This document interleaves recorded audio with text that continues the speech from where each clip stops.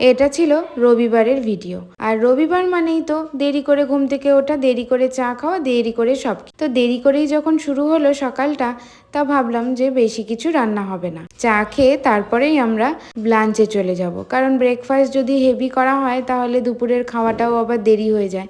এদিকে মা চা খেয়ে ওমকে স্নান করাতে নিয়ে এসছে, কারণ ঠাম্মুনি থাকলে ওর আর কোনো চিন্তা নেই, সব কিছুই ঠাম্মুনির কাছে করে নেয়। আজকের সব থেকে স্পেশাল মেনু হচ্ছে কাঁকড়া। আর কাঁকড়া তো আমি রান্না করতে পারি না, আর আমি খাওয়াই শিখেছি এই শ্বশুর বাড়িতে এসে, আর তারপরে আবার রান্না। এই কাঁকড়া নিয়ে বড় একটা এপিসোড।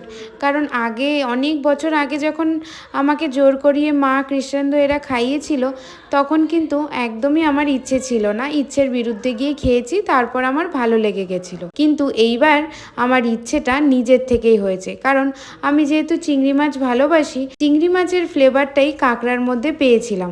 সেই জন্যই কাঁকড়াটা আমার একেবারেই খারাপ লাগেনি, ভালো লেগেছে। এই জন্যই কৃষ্ণেন্দু আগের থেকেই বলে রেখেছিল মাকে, মা তুমি যখন আসবে তখন কিন্তু আমি কাঁকড়া আনবো, তুমি রান্না করবে। সেই জন্যই যথারীতি মা আসতে না আসতেই কৃষ্ণেন্দু কাঁকড়া নিয়ে চলে এসেছে। কৃষ্ণেন্দুরা খুব ভালোবাসে কাঁকড়া খেতে, তাই জন্য যখনই মাছ আনে তখনই বলে আমাকে, পারমিতা মাছ আনবো নাকি কাঁকড়া আনবো। সেটা ফাইনালি মা আসাতেই ফুলফিল হয়েছে কৃষ্ণেন্দুর মনের ইচ্ছেটা কাঁকড়া খাওয়ার। খুবই টেস্ট হয়েছিল কাঁকড়াটা খেতে, আর এত ভালো লেগেছে আমার, সে আর বলার নয়। এই ভিডিওটা দিদি আর বোন যখন দেখবে তখন বলবে যে পাপিয়া কাঁকড়া খাচ্ছে। কারণ পুরীতে যখন আমরা গেছিলাম দিদি আমরা সবাই মিলে, তখন বোন আর দিদিরা কাঁকড়া খেয়েছিল, আর আমি বলেছিলাম ছি এটা আবার খাওয়ার জিনিস হলো নাকি। তো সেটা এখন আমি বাড়িতে রান্না করে খাচ্ছি। তারপর আমাদের অনেক দেরিতেই দুপুরের খাওয়াটা শেষ হলো। শেষ হতে না হতেই একটু বসে তারপর রেডি হয়ে চললাম সিআর পার্কে। কারণ মা এসছে অনেকদিন হয়ে গেছে, প্রায় এক সপ্তাহের ওপরে, কিন্তু কোথাও যাওয়া হয়নি, বেরোনোও হচ্ছে না।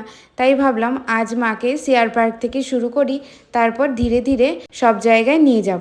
আর সিআর পার্কে এসেই মার তো একদম চক্ষু চড়ক গাছ, কারণ বলছে বাবা এত সুন্দর বাংলা লেখা, এত সুন্দর বাঙালি সবজি, আর সবাই বাংলায় কথা বলছে। এখানে এসে মা সবজি দেখেও আবার কিন্তু লোভ সামলাতে পারেনি, লাউ পাতা আবার এদিকে লতিও নিয়ে নিয়েছিল। তারপর মিষ্টির দোকানে এসে মিষ্টিগুলো দেখেও মা খুব অবাক হয়ে গেছে, বল কি কলকাতার মতনই তো এখানে সবকিছু পাওয়া যায়। বললাম হ্যাঁ, এটা হচ্ছে মিনি কলকাতা বলতে পারো, কারণ এখানে বাঙালিও থাকে, দুর্গাপুজোও হয়, সবকিছুই বাঙালির ঐতিহ্য বজায় রয়েছে। আর আমাদের অল টাইম ফেভারিট সোনার বাংলা রেস্টুরেন্ট, যেখানে সবসময় খেয়ে থাকি। বেসিক্যালি ওমের জন্যই আমাদের এখানে ঢোকা, কারণ ওম আগে থেকেই বলে রেখেছিল সিআর পার্কে যাচ্ছি যখন, আমি ফিশ ফিঙ্গার, বিরিয়ানি এগুলো কিন্তু খাবো। তাই আমি বললাম তাহলে আমরা একেবারে খেয়েই আসবো। আমাদের বিরিয়ানি খাওয়ার ইচ্ছে ছিল না, কিন্তু ওম যেহেতু ভালোবাসে, ও তো আর পুরো শেষ করতে পারবে না, সেই সুবাদে আমাদেরও খাওয়া হয়ে গেছে। তাহলে আজকে টেস্টি টেস্টি বিরিয়ানি খেতে খেতে আজকের ব্লগটা এখানেই শেষ করছি। দেখা হচ্ছে পরের ব্লগে, টাটা।